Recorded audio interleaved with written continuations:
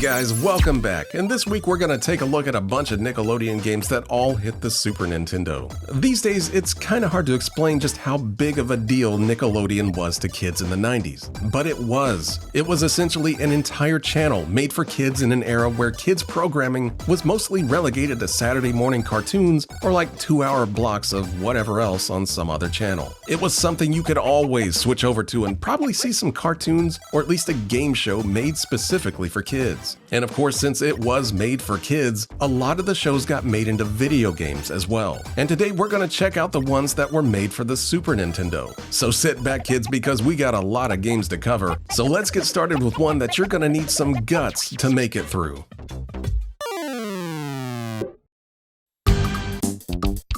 Guts on the Super NES is one of those games that seems like it would be a good idea, but ends up falling way short of the finish line.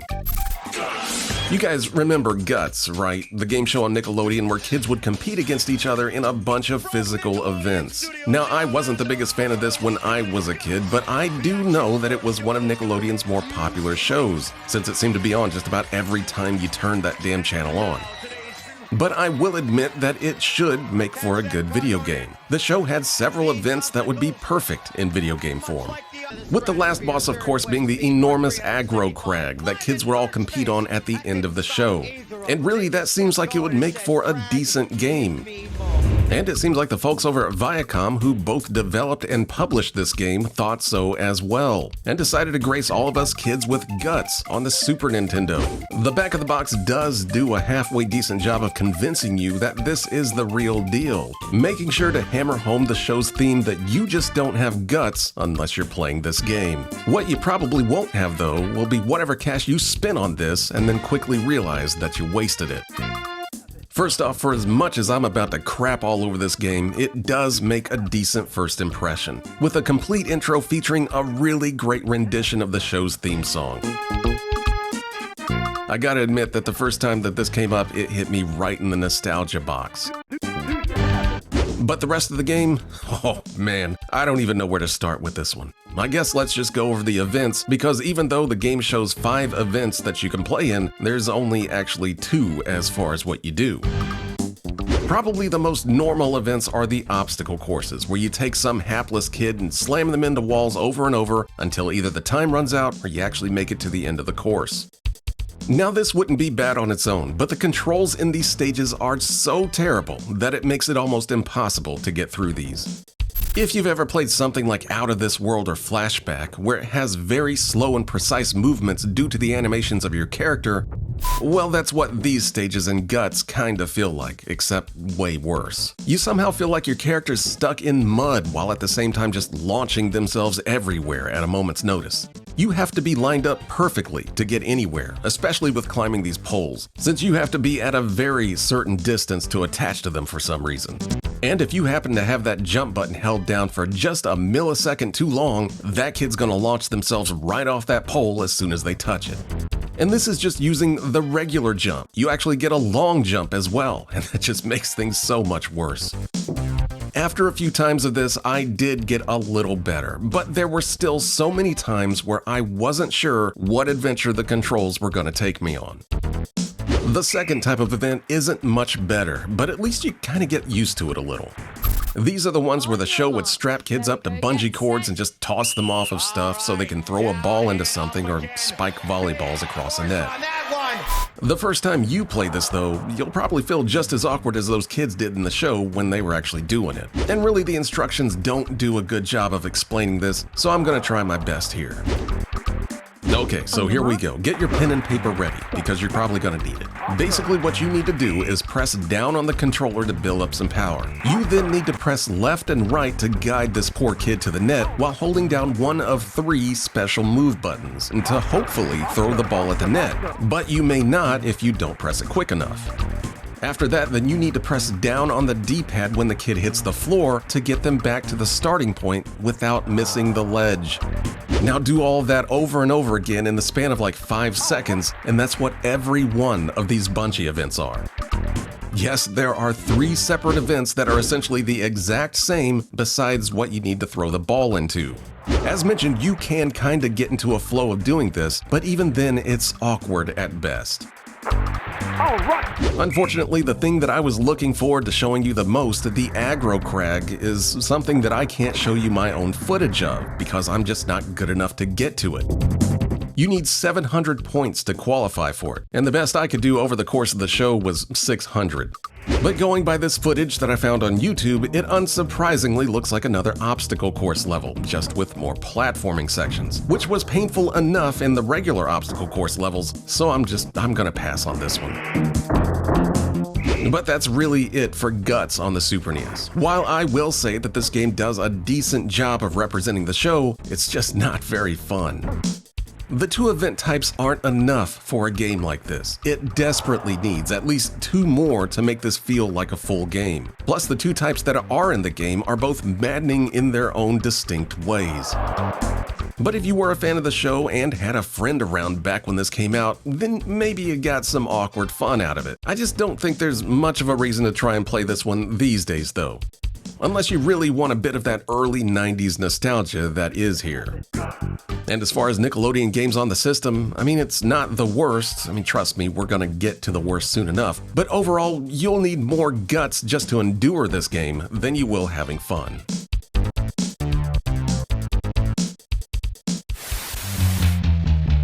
Ren and Stimpy Time Warp for the Super NES is one of the strangest and maybe worst games I've ever played on that system.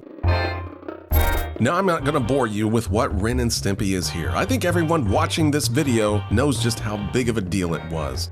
Unfortunately, a lot of its magic has kind of been ruined thanks to its creator, who we will not be mentioning here, but there is no doubt just how big of an impact Ren and Stimpy had on millions of kids, and especially an adolescent me. I was absolutely obsessed with the show, and honestly, it shaped a lot of my own artistic style.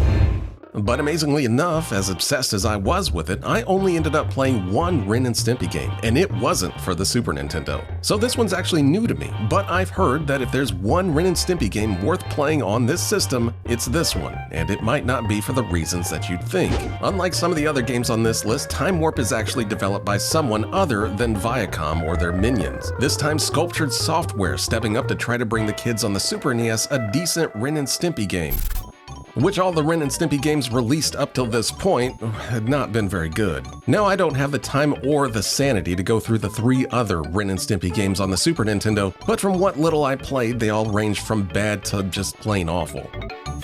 Buckaroos is a very basic platformer that actually reminds me a lot of the Ren and Stimpy Game Boy game Space Cadet Adventures, and no, that's not a good thing.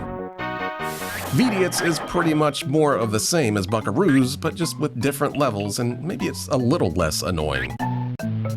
And Ren and Stimpy Fire Dogs, that one's just a really weird game, since you're exploring a fire station trying to collect stuff for your fire engine while constantly running away from firemen that want to smash you. Again, that's a very quick first impression of these games, but I'm sure you guys can tell me in the comments what I'm missing, because I'm sure I'm missing something. At least I hope I am. Ren and Stimpy Time Warp, though, this one's a little bit different. As soon as you start this one up, you're not playing a platformer. Instead, Time Warp has actually decided to hit you up with a beat-em-up. Which is, I mean, hey, that's fine with me. Beat-em-ups are some of my favorite games out there. So throw Ren and Stimpy to one that even has 2-player co-op in it, and I think you're onto something. But then you start playing it, and my goodness, this is one of the worst beat-em-ups I've ever played. As always, let's give this one its dues first before I tear into it. Sculptured Software has done a great job here of bringing Ren and Stimpy to life on the Super NES. Much, much better than any of the previous games did even. They look exactly like their cartoon counterparts, and they animate really well. There's a ton of gags and throwbacks to what I'm assuming is just about every episode of Ren and Stimpy ever made. Happy. They really went above and beyond in trying to cram literally everything into this game that you could look at and say, hey, isn't that from that one Ren and Stimpy episode? Honestly, I think they kind of went a bit overboard with it all, but I mean, it's cool that they put the effort in. So if you just had to look at this game, then I think we'd be in good shape. Unfortunately, you gotta play it. And as soon as you do, you realize what a complete mess this is. Right off the bat, Ren doesn't control very well, but I mean that's the least of your problems. The worst thing about this game is how the game deals with screen depth. Now in most beat-em-ups, you have a section of the screen where you move in and out to line yourself up with a bad guy that you want to punch. You press the button, you punch the guy if he's next to you. It's pretty simple stuff. Time Warp is, I don't know what it's doing. You can be at the bottom of the screen slapping something that's nearly to the top of the screen. But other times you can be right on top of something and completely whiff it no matter how hard you try to hit it. And it's not just attacking things, but you can also take hits from seemingly anywhere just as easy. It makes getting through a lot of these stages feel like you're constantly being assaulted by anything and everything. Most of the time, it's just best to run away from it all, because if you stand around, you're gonna get hit with something. You do get a slew of items that you can use here and there that sit around each stage, like suction cups that are incredibly finicky to use but allow you to climb walls at least. You can also find a beaver that lets you do whatever's happening here, and Ren's bow from Robin Hoek. Stimpy's also occasionally standing around letting you pick him up and slam him on the ground. But it's kind of hard to activate since you need him to jump and have him land on top of you, and it's just kind of awkward. And finally, you can also pick up a hammer that, as far as I can tell, is literally only used to remove Stimpy's happy helmet that is randomly sitting around the stages. Because yes, this is one of those games that actually has items sitting around that can hurt you. There's even food that can take health away, and that's just mean. Hey, man. Oh, and speaking of your health, have you even noticed where your health bar is? Because it took me like 5 minutes to figure out that the colored bricks at the bottom of the screen indicates your health. I mean, I guess A+ for attempted style here, but it can be hard to tell how much health you have left at a glance. And that's literally the only job a health bar has, and they managed to screw that up. And that's just the gameplay. Believe it or not, Time Warp even goes out of its way to completely annoy you with random level goals that the game doesn't even bother to explain. When you first start the game, you get a brief story explaining how Ren and Stimpy need to collect proofs of purchases to obtain this time machine that they want. And as you play through the first couple of stages, you'll pick up these slips of paper that start counting up on the gritty kitty bag that's at the bottom of the screen. You know what the game doesn't tell you though? If you don't collect enough of these by the end of stage 2, it's game over. Literally, the game ends. Nothing tells you how many of these proofs of purchases you need to collect, not even the instructions, because yes, I looked. I actually had to look this up on YouTube to find the answer, and you know what? Hardly anyone has figured it out here either. Someone did narrow it down between 60 and 70 proofs of purchases, but the actual number is 67. You need 67 or more of these things to progress, and that's not the easiest thing to do. Just playing through regularly, I don't think I ended up with more than like 48 of them. But if you do manage to hunt enough of these things down, then you get to play the rest of the game, which all essentially boils down to traveling to various Ren and Stimpy episodes. From a haunted house complete with ghosts and bats, to a zoo where monkeys are throwing poop at you while you have to deal with some of the worst platforming ever put into a game, and finally to the Stone Age where you have to battle with your sanity more than the game to make it through. The game does have some pretty cool looking levels, I will give it that, but it's such a chore to play and endure that it's just not worth it. Now, I mentioned earlier that I only played one Ren and Stimpy game when I was a kid, and that was Stimpy's Invention on the Sega Genesis. And I think out of all the Ren and Stimpy games out there, that's the one to play. It's not perfect, but it's a really good Ren and Stimpy game. And compared to Time Warp, it may as well be a timeless classic. So please, do yourself a favor and stay far away from these Super Nintendo Ren and Stimpy games. These are just pure pain in video game form. It's sad that if you were a fan of Ren and Stimpy and had a Super Nintendo, that this is what you had to deal with. The only thing that these games are good for is making you wish that you had some form of space madness.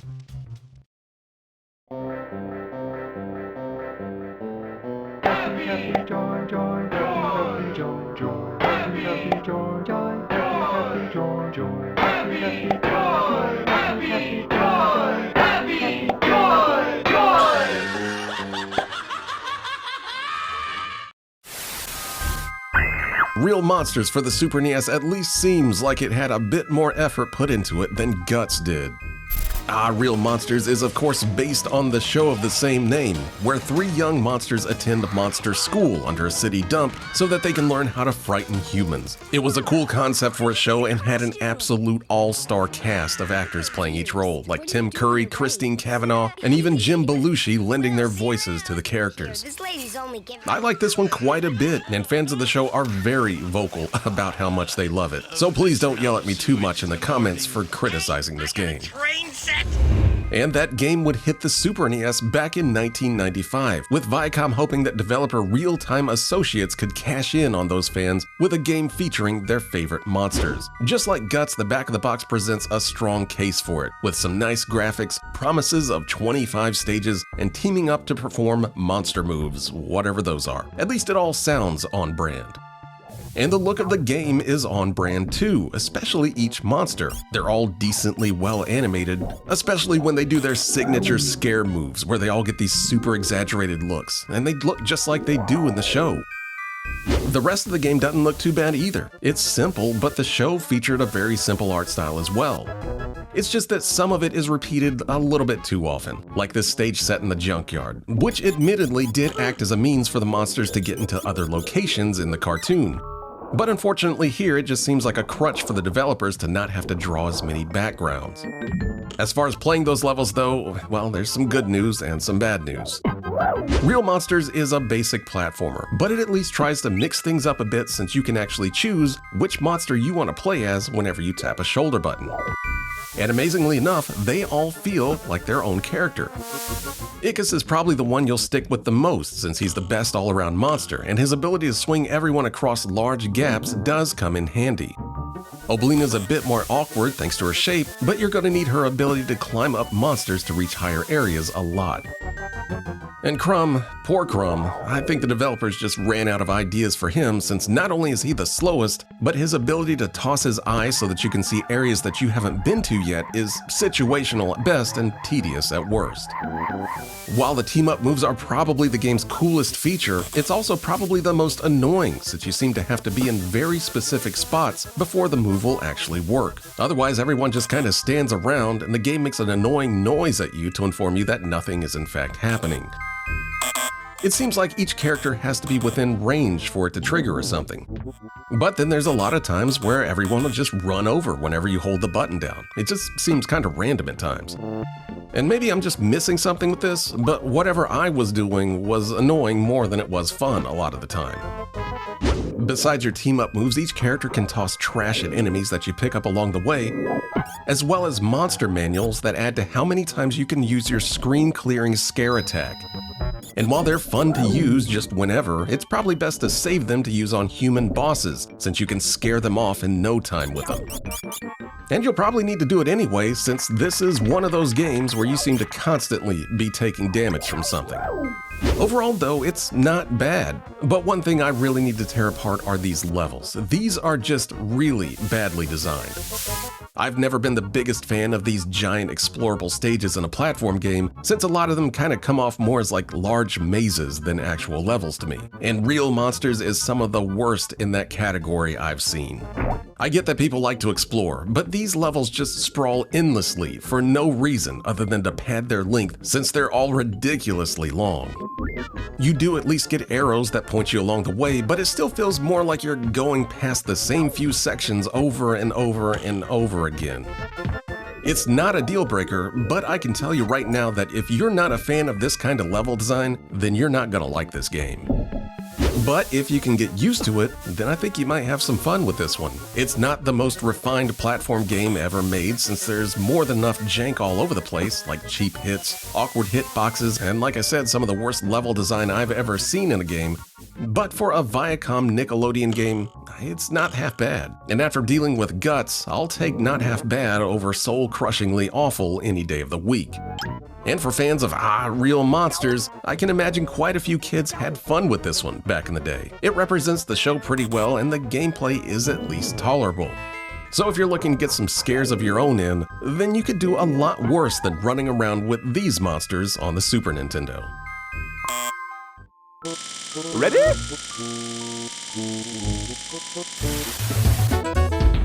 Rocko's Modern Life, Spunky's Dangerous Day for the Super Nintendo is probably the game that had the most unique take on translating the show into a video game. First off, just because I was a fan of the various Nicktoons as a kid didn't mean that I looked forward to every one of them. For every Ren and Stimpy or Angry Beavers, there was a Doug, and the show that this game is based on, Rocko's Modern Life. I just never much cared for neither the art style of the show or the over-the-top humor. I realize that's odd coming from a kid that would sit for hours and watch Ren and Stimpy fart on each other, but Rocko always felt like its humor was aimed more at like 6-year-olds or something, rather than my refined 12-year-old kid gross-out humor.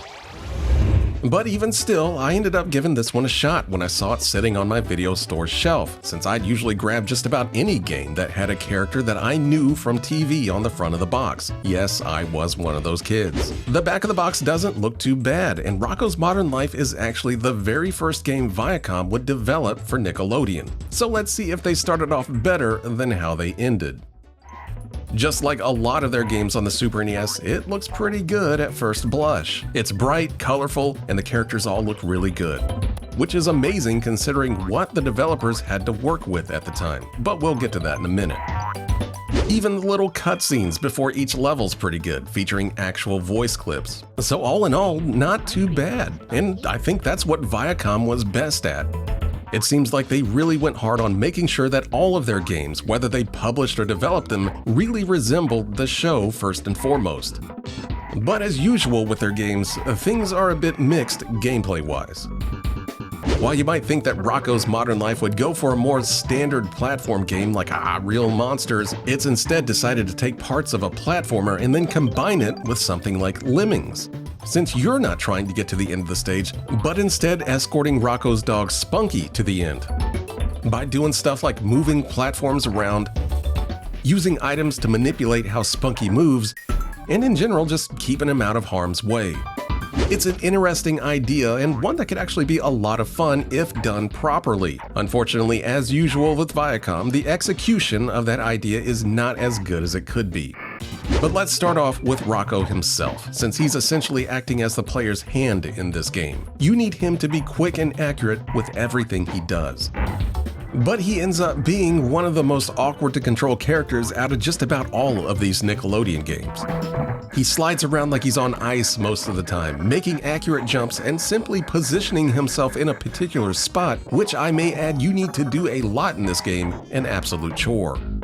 Thankfully, Rocko himself doesn't take any damage, he just kind of flinches for a second. But just getting him around feels like you're constantly slipping and sliding all over the place. And it's not like Spunky moves very fast, but when you're continually running into things, missing jumps, and whiffing enemies, it really makes it seem like you only have like a few seconds to get everything right.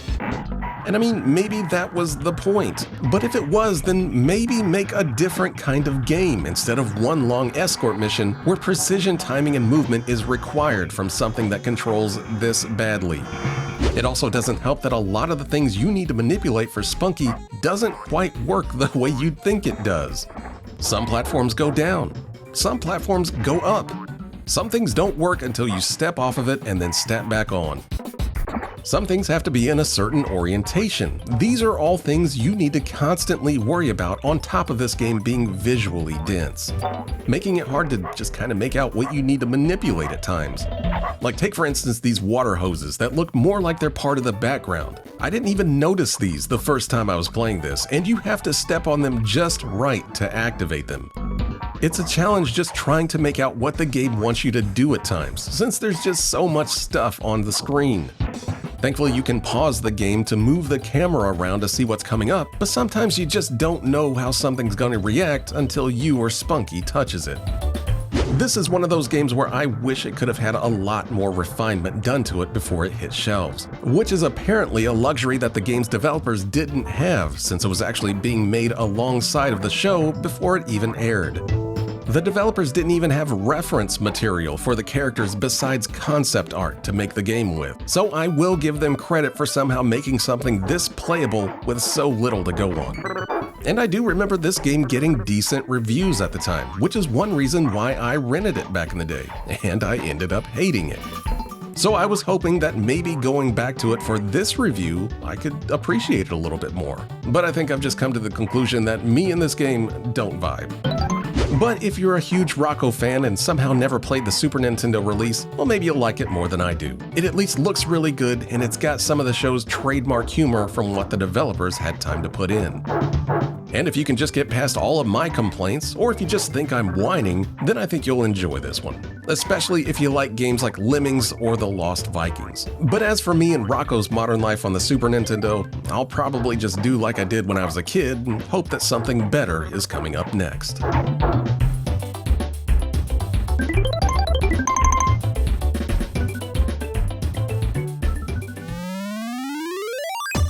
And I think that's going to do it for me this week. And honestly, that's more than enough thanks to these Nickelodeon games being an ordeal to play through. I honestly can't believe for as many amazing shows that Nickelodeon had that would make perfect video games, that this is what we got. Nickelodeon was a huge part of my childhood, since I'm pretty sure I had the TV on that channel for like 90% of the day. There was usually always something on that I wanted to watch, and I would have loved to have some great games based on those shows. Unfortunately, we just kind of ended up with a bunch of clearance bin games that no one really wanted, especially those Ren and Stimpy games. Now I'm sure a lot of you watching this were Nickelodeon kids as well, so I need to know what your favorite Nickelodeon shows and games were in the comments. And maybe leave this video a like while you're at it, or even a sub if you remember just how awesome Nickelodeon was back in the 90s. But I think that's gonna do it for me this week, guys. Check back next week for a bunch more video games to chat about, but until then, thanks for watching.